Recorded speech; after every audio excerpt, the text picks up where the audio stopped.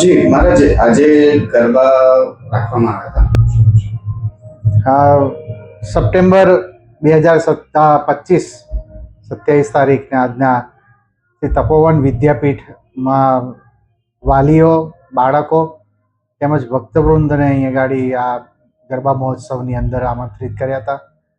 આમ તો સ્કૂલોની અંદર સરકારના નિયમ પ્રમાણે આવા ઉત્સવોની ઉજવણી થતી જ રહે એવો એક આગ્રહ રહે છે અને એના ઉપલક્ષમાં જ અમે આ સ્કૂલ તરફથી આવું ગરબાનું આયોજન કર્યું.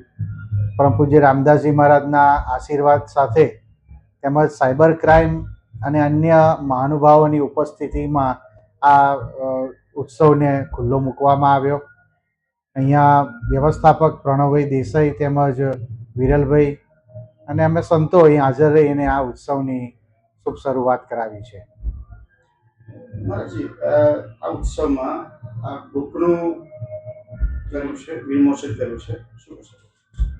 આ બુક એક આમ તો અભ્યાસક્રમની અંદર આવશે, બીએડ અને બીએ ને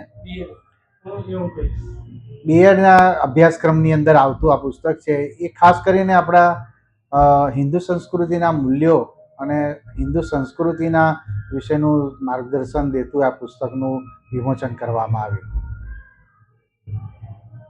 હાલમાં જે શાળાઓમાં ચાલી રહ્યું છે એ બાબતે આપણે સંતરામ મંદિરની સ્કૂલ અને અન્ય સ્કૂલોમાં આપણી શાળા કઈ રીતે અલગ છે?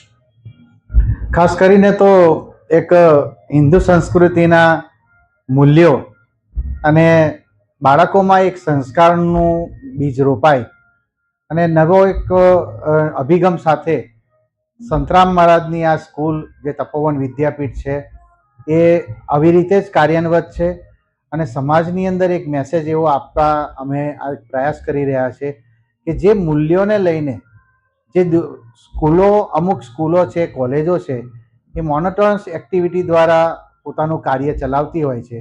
ખાસ કરીને આપણા પાયામાંથી જ, આપણી સ્કૂલોમાંથી જ આવા પ્રકારનું શિક્ષણ બાળકો અને ઘરો સુધી પહોંચે, વાલીઓ પણ આનાથી પ્રોત્સાહિત થાય અને બાળક પણ પ્રોત્સાહિત થાય આપણા મૂલ્યો અને સંસ્કૃતિથી. એ માટેનો અમારો પ્રયાસ રહ્યો છે.